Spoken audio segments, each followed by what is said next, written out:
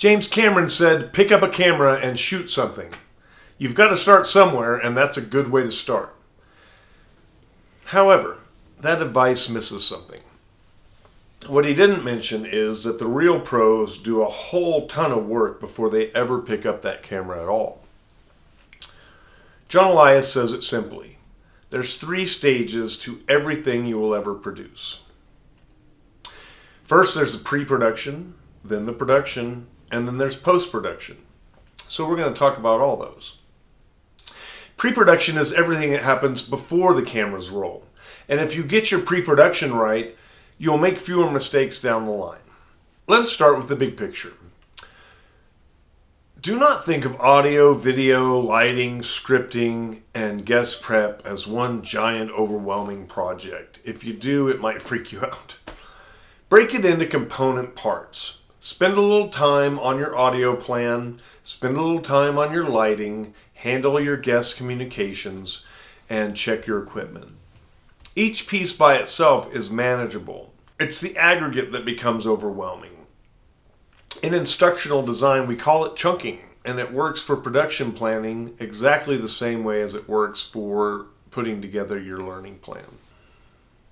Now, guest preparation. Your interview will only be as good as your guest is prepared to be. 2 weeks before recording, send a welcome email that includes why you invited them, what topics you want to explore, and how long you think the interview will be. Maybe what they should wear, solid colors, avoid patterns, avoid pure black or white. I've been toying with that idea. I always wear black, so it's hard for me to find anything in my wardrobe for this that is not. 1 week before, send the specific questions you plan to ask. Yes, really, be that prepared. This helps them get their answers thought out beforehand. Include technical details like where to park, what entrance to use, what time to arrive, 20 minutes early for setup, or whatever your agreement is with the guest. The day before, maybe a text confirmation. Reminder about what to wear and looking forward to seeing you the next day. Next, build your question architecture. Organize your questions into 3 acts. Act 1 is establishment, 5 to 10 minutes. Who are you? What do you do? What is your origin story? Act 2 is the deep dive, 20 to 30 minutes. Your main topic questions. Build from general to specific. Save the most interesting question for the middle when energy might start to flag. This all depends on the timing of your podcast. Yours may be only 15 minutes, so you may not need this much content. Act 3 is wisdom. In the last 5 to 10 minutes, what have you learned? What advice would you give? And what would you do differently next time? And then what are you going to do next yourself?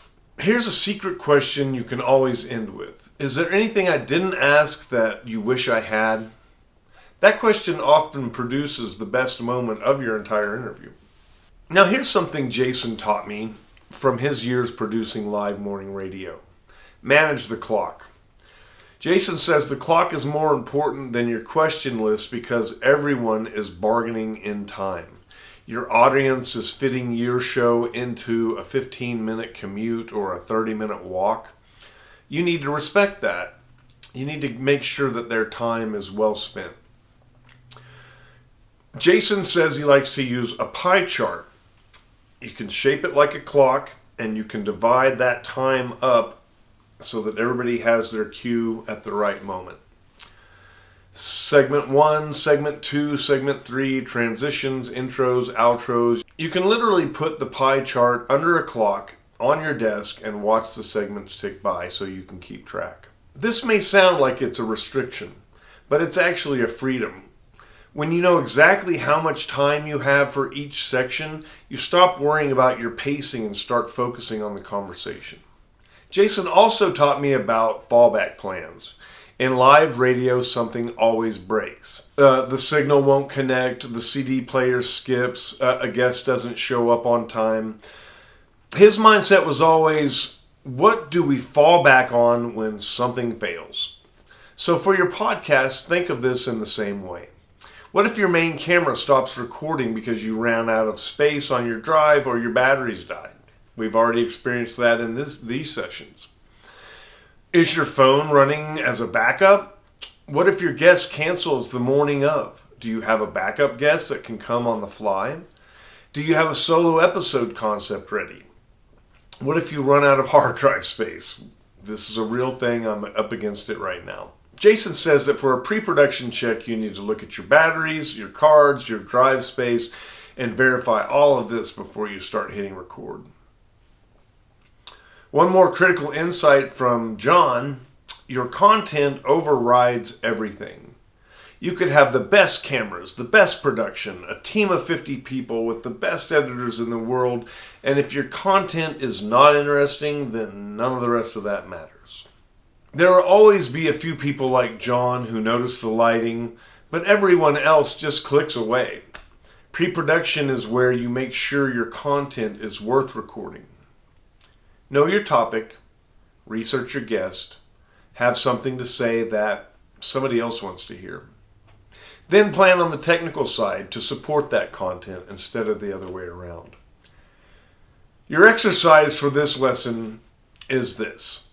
Select a real or hypothetical guest, research them for 30 minutes, build a 3-act question set with at least 3 questions per act, and then draw a pie chart allocating time for each episode of a 30-minute episode. Write the guest a welcome email. We'll see you on the flip side.